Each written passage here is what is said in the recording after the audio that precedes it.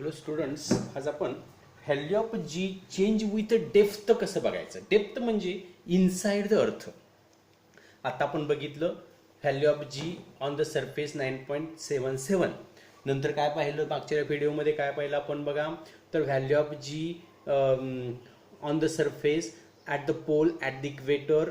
पोलला कशी असते, चपटी असते म्हणजे फ्लॅटर असते, त्यामुळे 9.83 ही व्हॅल्यू पाहिली.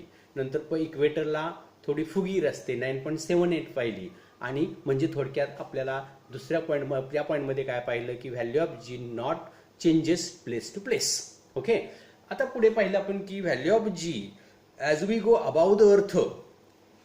दुसऱ्या पॉईंटमध्ये काय पाहिलं, जसं आपण अर्थच्या पासून दूर जाऊ तसं जीची किंमत कमी कमी होत जाते. जर radius increases value of G decreases. लक्षात घ्या, हे वाक्य लक्षात ठेवा. Radius increases value of G decreases. आणि जसं आपण वर जाऊ तसं रेडियस वाढत वाढत जाईल, म्हणजे त्या distance of that object from the centre of the अर्थ इन्क्रीजेस. आणि त्यामुळे होईल काय होईल तर ती जीची व्हॅल्यू कमी कमी होत जाईल आणि एका वेळेला ती 0 होईल आणि मग ती ग्रॅव्हिटेशन फोर्स पासून दूर जाईल. आता आपण हा ऑब्जेक्ट आपण आता असं करणार आहे, हे सेंटर आहे लक्षात घ्या, आणि आपण आता ह्या सेंटरच्या दिशेने असं येणार आहे.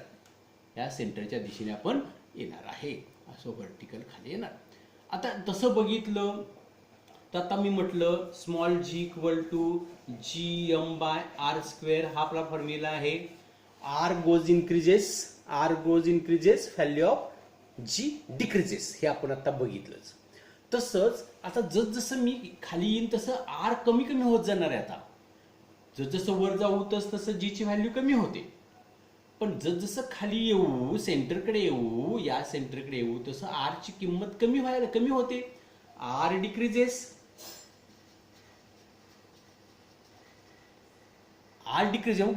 होते, म्हणजे कमी होते म्हटलं की जे ग्रॅव्हिटेशनल फोर्स वाढायला पाहिजे तसं बघितलं तर. कारण ही संख्या वाढली, इथली संख्या वाढली म्हणलं की कमी होते आपण बघितलं. पण इथली संख्या जर कमी झाली तर ऍक्च्युअल कसं बघितलं तर जी काय वाढायला पाहिजे होता. पण तसं होत नाही. As we go inside the earth toward the centre, then the value of G also become decreases. R decreases, G also decreases. लक्षात घ्या, हे की पॉईंट देतोय मी. म्हणजे व्हॅल्यू ऑफ जी डिक्रीजेस, जीची व्हॅल्यू डिक्रीज होते, रेडियस डिक्रीज होत चालेल. तसंच मग असं का होतं तर बघा ना, आपण समजा इथं आलो, इथं येत आपण सेंटरकडे जाणार आहे. As we go inside the earth, the gravitational force decreases because the mass also decreases which produce the gravitational force. या अर्थच्या मासमुळे ग्रॅव्हिटेशनल फोर्स जो निर्माण होतो आहे तो मास त्या ऑब्जेक्ट वरचा कमी होतोय. म्हणजे इथं आल्यानंतर हा एवढा मास आपला कमी झाला, हा इथं आल्यानंतर मास कमी झाला. म्हणजे ह्या पृथ्वीचा जो मास आहे तो त्याची जो ग्रॅव्हिटेशनल फोर्स निर्माण करतो, तो ग्रॅव्हिटेशनल फोर्सचा मास जो आहे तो मास कमी कमी होतो. म्हणजे मास कमी झाला, रेडियस कमी झाला, दोघांचा जॉईंट इफेक्ट काय झाला तर जीची व्हॅल्यू कमी झाली. मग आता हे आन्सर तुम्ही कसं मांडणार. पहिलं पॉईंट काय देणार तुम्ही, as we go inside the earth, the value of R goes decreasing,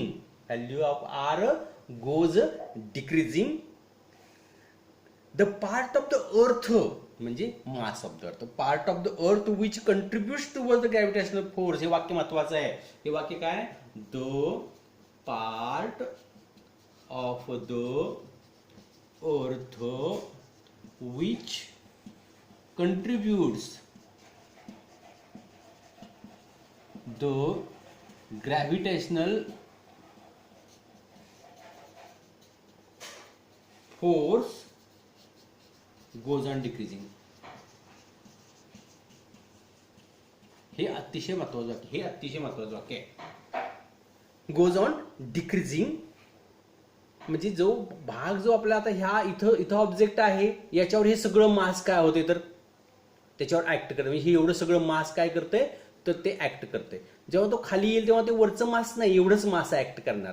जेव्हा इथं येईल तेव्हा एवढंच मास ऍक्ट करणार, जेव्हा इथं येईल तेव्हा एवढंच मास ऍक्ट करणार, जेव्हा इथं येईल तेव्हा एवढंच मास ऍक्ट करणार. असं करत करत करत जेव्हा सेंट्रल येईल तेव्हा टोटली पृथ्वीचं जे सेंटरचं जे मास आहे ते मास त्याच्यावर ऍक्ट करायचं कमी होतं, म्हणजे मास डिक्रीजेस, लक्षात घ्या. आणि mass decreases, radius decreases, that combine effect of both value of G also decreases. आणि मग पुढे सांगता येईल it will become zero at the centre of the अर्थ.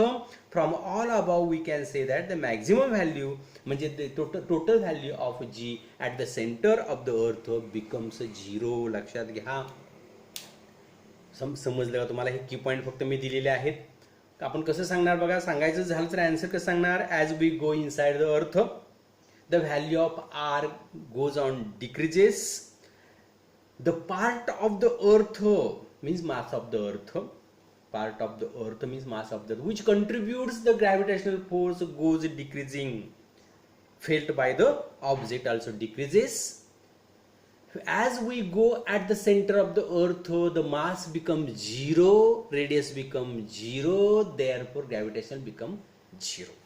आणि मग लक्षात ठेवा, at the center gravity 0, at the height gravity becomes 0, means maximum gravity is on the surface of the earth. It means from all above we can say that the maximum value of G on the surface of the earthच्या सरफेसवरच maximum value असते. लक्षात आलं का? आणि ह्या फॉर्म्युल्यावरून सर्व depend होतं, सर्व डिसाइड होतं. लक्षात आलं का? आता हे तुमच्या जर 3 पॉईंट लक्षात आले बघा. 3 पॉईंट पहिल्या व्हिडिओमध्ये 2 पॉईंट, ह्या व्हिडिओमध्ये 1 पॉईंट, असे 3 पॉईंट जर तुमच्या लक्षात आले असतील तर आज आपण आणखीन एक मुद्दा, आणखीन एक पॉईंट आता या व्हिडिओमध्ये डिस्कस करणार आहे. That is the difference between mass and weight. Difference between mass and weight बघूया आपण. आता दुसरा व्हिडिओ आपण चाललेला आहे. मागच्या व्हिडिओत आपण पाहिलेला आहे मास म्हणजे काय. Mass means that is the, आता बघा ना, सगळ्यांचं मास आणि सगळ्यांचं, आता मास म्हणजे आपण जे आता समजा आपली जे आता बॉडी जी आहे त्या बॉडीमध्ये असणारे जे सगळे घटक आहेत, मग त्याच्यामध्ये बोन्स आहेत, मसल्स आहेत, ब्लड आहे, आणि सगळे जे पार्ट आहेत या सगळ्यांना आपण मास म्हणणार आहे. आणि हा मास तसं जनरली आपण मास आणि वेट जवळपास सारखंच समजत असतो. आलं का लक्षात?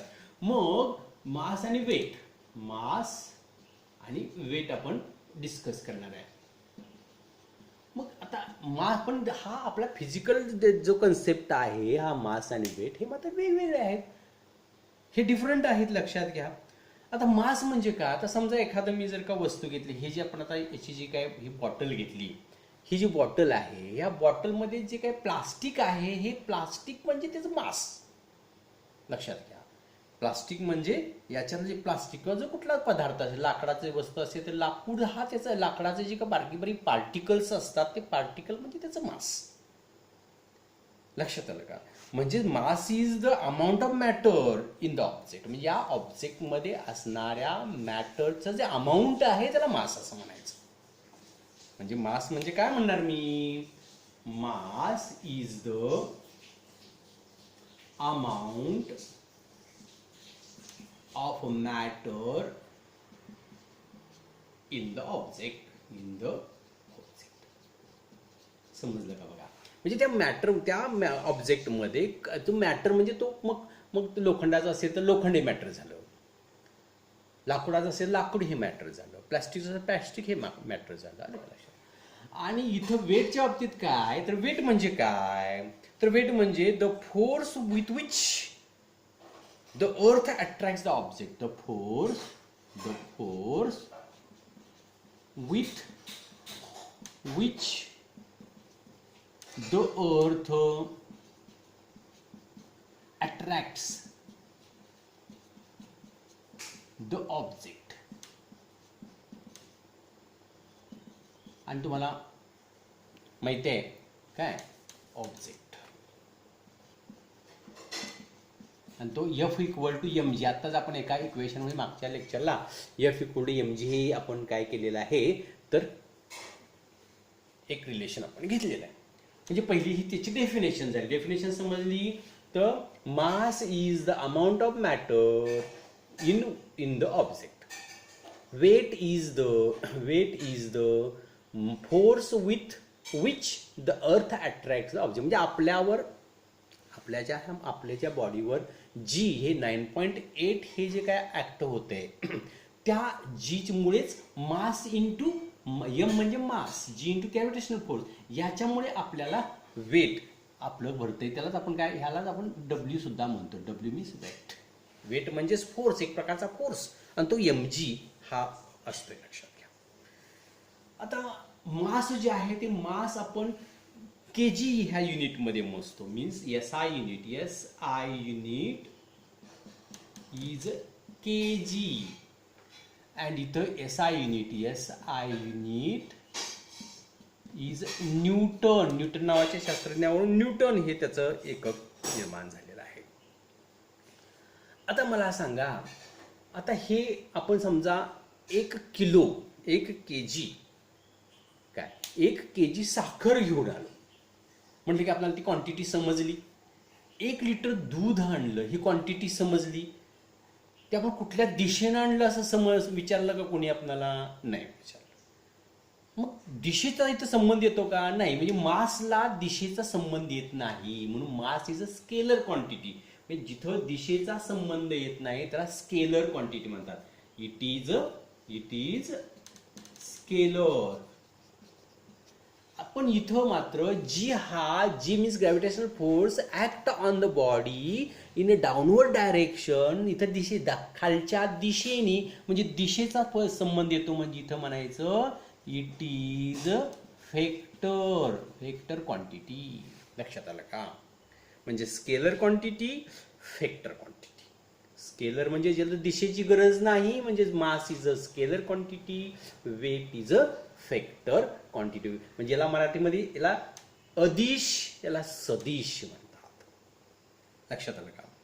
आता मास जे आहे, समजा आपण 1 किलो साखर माउंट एव्हरेस्ट वर घेऊन गेलो, तर त्या साखरेच्या त्या जे कण आहे त्या कणांत काहीच फरक पडणार नाही. लक्षात घ्या.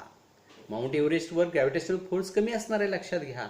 म्हणून त्या कणामध्ये काय फरक पडणार का? नाही. म्हणजे mass same everywhere. Mass does not changes on place to place. म्हणजे व्हॅल्यू